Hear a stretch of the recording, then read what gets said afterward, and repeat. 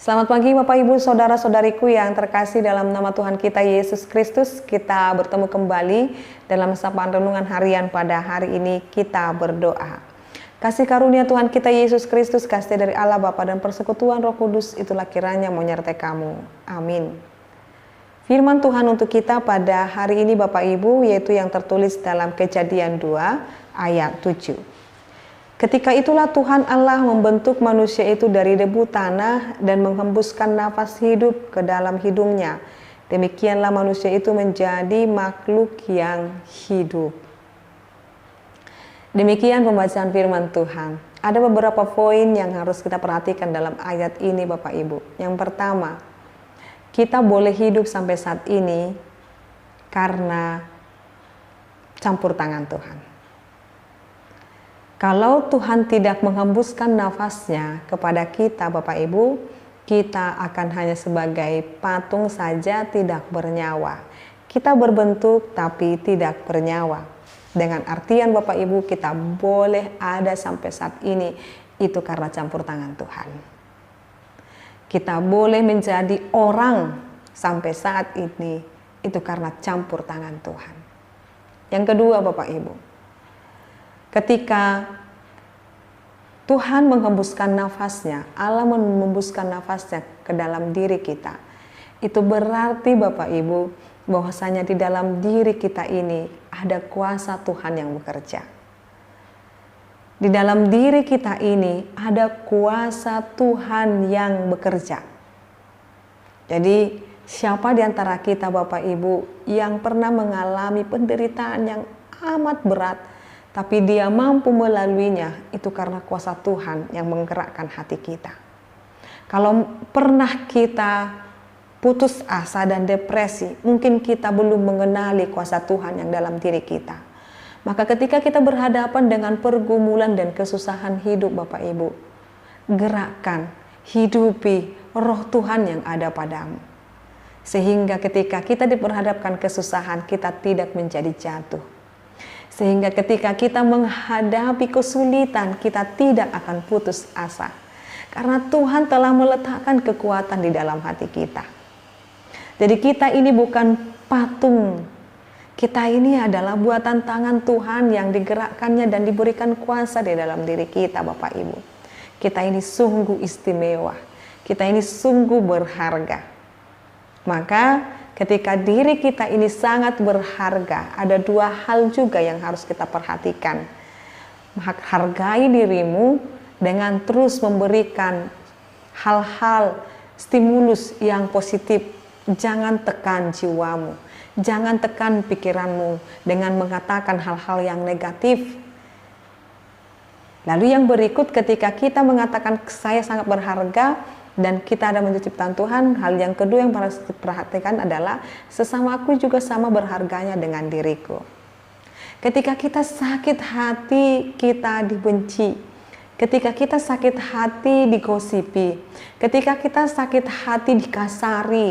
Ketika kita sakit hati, ditipu. Ketika kita sakit hati, diberikan kata-kata yang kasar, kata-kata cemooh dan lain sebagainya. Maka jangan melakukan itu kepada orang lain, karena dia pun pasti akan sakit hati. Jadi belajar menghargai diri dalam artian Bapak Ibu jangan masukkan hal-hal negatif di dalam dirimu, yaitu iri, kecemasan, dengki, dendam. Tetapi isilah hati ini dengan kasih, pengampunan.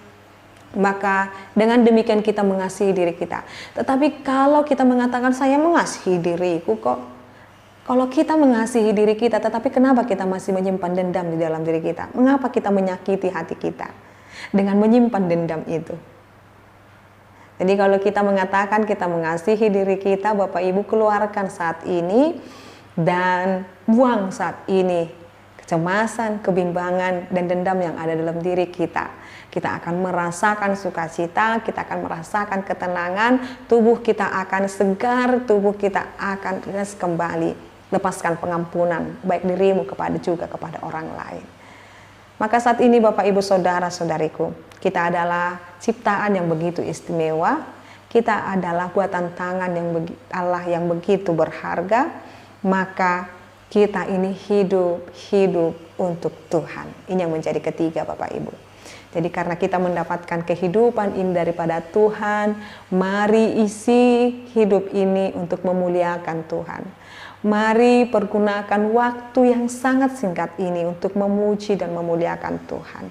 Sibukkanlah dirimu dengan hal-hal yang baik, bukan hal-hal yang tidak produktif. Jadi doakan saudaramu, doakan para hamba-hamba Tuhan yang sedang berjuang untuk dapat menyampaikan firman Tuhan kepada orang-orang yang tidak atau belum terjangkau oleh firman Tuhan. Doakan para misionaris, doakan biar supaya kerajaan Allah segera tiba. Dan kita sekiranya berkata, saya, saudara, dan kita semuanya menjadi pewaris dan menerima itu semuanya dalam kemuliaan Tuhan. Maka Bapak Ibu Saudara-saudariku, tetaplah hidup sesuai berkenan di hadapan Tuhan. Dan ingatlah, kita boleh diciptakan Tuhan, itu seturut dengan kehendak Tuhan dan untuk misi yang sangat mulia, yaitu hidup di dalam kasih, damai, dan pengampunan. Amin, kita berdoa. Ya Allah Bapa kami sungguh bersyukur Engkau telah menciptakan kami, memberikan kami nafas kehidupan.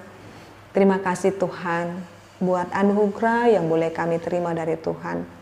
Buat umur yang panjang, buat Roh Kudus yang senantiasa melengkapi hati dan pikiran kami selama kami menjadi makhluk yang hidup sebagaimana kami masih hidup di dunia ini. Biarkan hidup kami ini melakukan yang berkenan di hadapan Tuhan. Biar kami membebaskan diri kami dari hal-hal yang tidak baik. Kami mengasihi diri kami dan sesama kami dengan hidup dalam pengampunan. Terima kasih Tuhan, Engkau berkati para bapak dan ibu ini, remaja, pemuda. Engkau kiranya melindungi, memberkati mereka, biar kami hidup sesuai berkenan di hadapan Tuhan. Terima kasih Bapa, Kau sungguh baik dan teramat baik dalam kehidupan kami.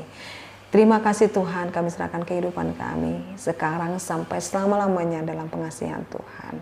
Dalam nama Yesus Kristus kami berdoa.